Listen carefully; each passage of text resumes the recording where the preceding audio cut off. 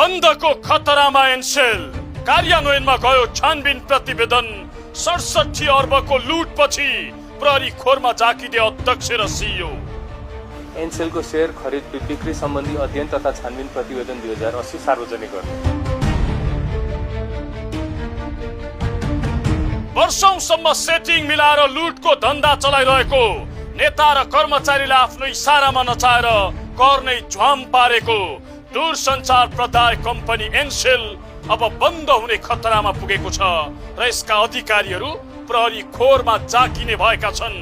एकातिर सरकारी सम्पत्ति स्मार्ट सेल कौडीको भाउमा कब्जा गर्न खोज्दा एनसेलका अध्यक्ष र सिइओ सहित 9 जना उच्च अधिकारी विरुद्ध पक्राउ पूर्जी जारी भएको छ भने अर्कोतिर एनसेल किनबेचका नाममा रचिएको अरबौं लुटको नाटकमाथि गरिएको छानबिन प्रतिवेदन सार्वजनिक हुने भएको छ। यही दुई प्रकरणले एनसेल इतिहासकै सबैभन्दा ठूलो संकटमा फसेको छ।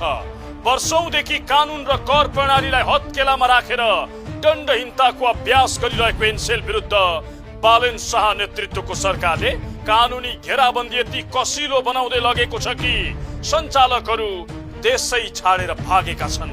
काठमाडौँ जिल्ला अदालत स्रोतका अनुसार दूरसञ्चार कम्पनी एनसेलका अध्यक्ष सतीश लाल आचार्य र प्रमुख कार्यकारी अधिकृत सिइओ माइकल फोले सहितका 9 अधिकारी विरुद्ध साउन 14 गते पक्राउ पूर्जी जारी भएको थियो। जहाँसुकैबाट जुनसुकै बेला पक्राउ पर्न सक्ने त्रासले छटपटिएका एनसेलका अध्यक्ष र सिइओ नै अहिले फरार रहेका छन्। सरकारी सम्पत्ति स्मार्ट सेल कौडीको भाउमा खान खोजेका उनीहरू देशै छाडेर भागेको स्रोतको दाबी छ। पक्राउ पूर्जीबाट जोगिने एनसेलका अधिकारीहरूले शक्ति केन्द्र र अर्थमन्त्रीसँग हारगुहार गरे पनि यसपालि उनीहरूको दाल गलेन। प्रधानमन्त्रीको ठाडो निर्देशनमा बसेको मन्त्री परिषद बैठकले 2 वर्षदेखि लुकाएर राखिएको एनसेल शेयर खरिद बिक्री सम्बन्धी छानबिन प्रतिवेदन सार्वजनिक गर्ने निर्णय गरेको छ। जुन प्रतिवेदन कार्यान्वयनमा गएको अवस्थामा एनसेलका अधिकारीहरू त प्रहरी खोरमा जाकिने छन् नै। एनसेललाई पोस्दै करोडौं कुम्ल्याउने नेता कर्मचारी र तिनका आसे पासे पनि हिरासतको हावा खान बाध्य हुनेछन्।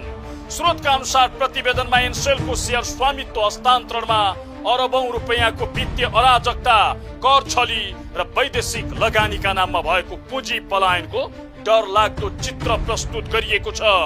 छानबिन समितिका अनुसार मलेसियाली कम्पनी आजियाटाले एनसेलको 80% शेयर जम्मा 5 करोड अमेरिकी डलरमा बिक्री गर्ने निर्णय पूर्णतः अवास्तविक र न्यून बेचीकरणमा आधारित भएको देखिएको छ। वार्षिक अरबौं नाफा कमाउने कम्पनीलाई